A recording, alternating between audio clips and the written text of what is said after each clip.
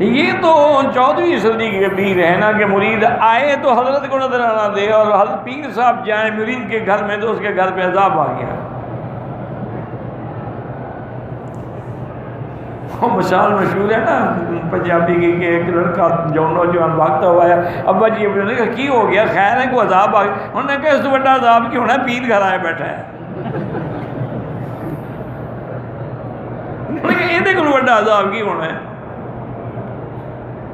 وہ پیر جو آیا بیٹھا ہے۔ تو یہ تو ایک دکاندار ہیں، یاد رکھو ہمیشہ، یہ کاروباری لوگ ہیں، بزنس کرتے ہیں، پیری مریدی نہیں کرتے۔ اللہ والے جو ہیں ان کی تو نظر ہی نہیں پڑتی نا کہ یہ کون ہے، دنیا والا ہو کوئی ہو۔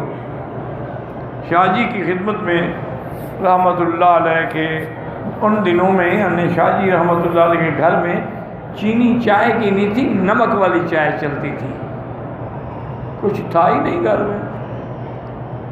مفتی زین العابدین صاحب رحمۃ اللہ علیہ جو تبلیغی جماعت کے ایک بڑے بزرگ گزرے، فوت ہو گئے، فیصل آباد کے تھے، انہوں نے خود مجھے سنایا،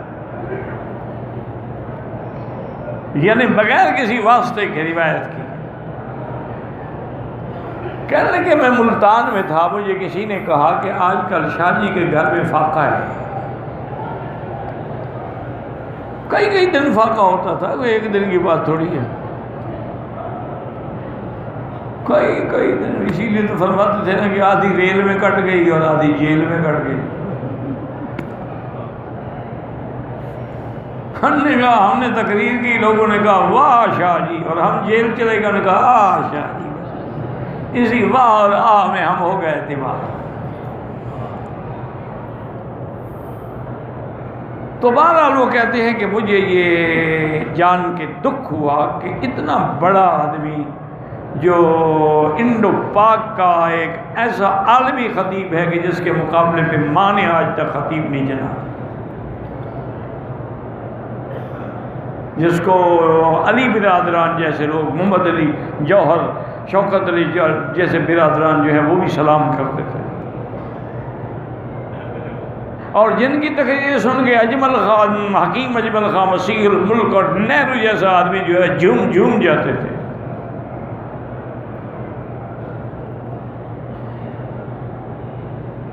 اتنا بڑا آدمی ہے اور گھر میں فاقہ ہے، تو کہتے ہیں میں سوچ میں پڑ گیا کہ کیا کروں، میں بھی تو اللہ کے دروازے پہ بیٹھا ہوا آدمی، میرے پاس بھی اتنا پیسہ نہیں کہ میں حضرت کو جا کے کوئی خدمت میں پیش۔ کہتے ہیں ابھی میں سوچ رہا تھا کہ 17 ٹیکسٹائل مل والے جو ہیں نا وہ مجھے ملنے کے لیے آ گئے، یہ بہت بڑے لوگ ہیں لیکن دیندار، بڑی خدمت کرتے ہیں علماء کی، مدارس کی، مساجد کی، یتیم خانوں کی، غریبوں کی، بڑے مشہور لوگ ہیں۔ تو بہرحال وہ کہتے ہیں وہ آ گئے، میں بڑا خوش ہو گیا دل میں نے کہا آج کام بن گیا۔ دیکھو اللہ نے شاید اس کو اسی لیے بھیجا ہے کہ دین والا بندہ ہے اور شوق والا بندہ ہے اور اللہ والوں پہ خرچ کرنے والا بندہ ہے۔ میں اس کو لے کے فوراً شاہ جی کے پاس چلا گیا، میں نے کہا کہ آج تو میں وہ بندہ دکھاؤں جو بر صغیر کا خطیب ہے اور جس کے گھر میں فاقہ ہے۔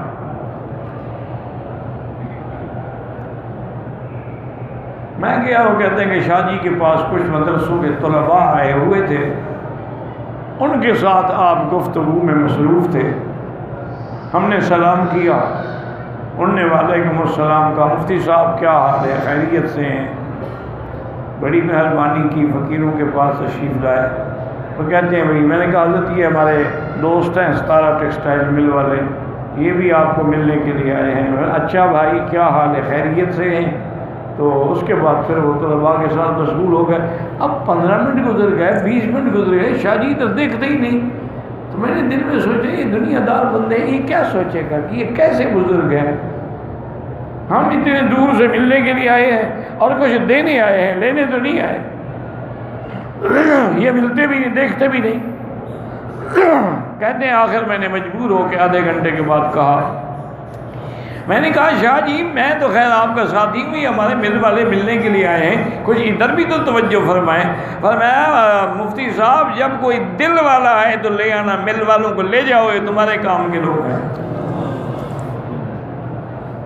آئندہ خبردار کبھی مل والے کو میرے پاس لے آیا،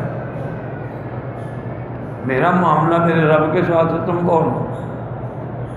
وہ بھوکا رکھے، وہ کھانا کھلائے، وہ دیتا ہے تو کنجروں کے پاس دولت ہے، نہ دیتا ہو تو بخاری بھوکا بیٹھے، یہ تو اس کا نظام ہے۔ یبسط الرزق لمن یشاء ویقدر، یہ ہوتے تھے اولیاء اللہ۔ اسی لیے میں نے آپ سے کہا ہے نا کہ آج کل تو کاروباری ہیں، زاغوں کے تصرف میں عقابوں کے نشیمن۔ میراث میں آئی ہے انہیں مسند ارشاد کہ پیر کا بیٹا تھا، پیر بن گیا، بس چاہے وہ اس قابل ہو یا نہ ہو۔ زاغوں کے تصرف میں ہیں عقابوں کے نشیمن۔ حالانکہ یاد رکھیں، نبوت کی خلافت ہو یا علم کی خلافت ہو، اس کو اہل کو ملتی ہے، اس کے لیے رشتہ داری کی ضرورت نہیں ہوتی۔ اگر رشتہ داروں کو ملتی تو حضور کے بعد خلیفہ حضرت علی ہوتے، لیکن چونکہ حضرت ابو بکر سب سے بڑے عالم دے لیا تھا، ان کو ملا نمبر۔ اگر قرابت داری ہوتی تو پھر حضور کے بعد سیدہ فاطمہ کو خلیفہ بنایا جاتا، کہ حضور کے نسب سے تو صرف بی بی فاطمہ ہی باقی تھی نا۔ اور فاطمہ بھی کون کہ بدعۃ منی من احبھا فقد احبنی ومن ابغضھا فقد ابغضنی۔ فرمایا کہ فاطمہ تو میرے جگر کا ٹکڑا ہے، جو اس کو ناراض کرے اس نے مجھے ناراض کیا۔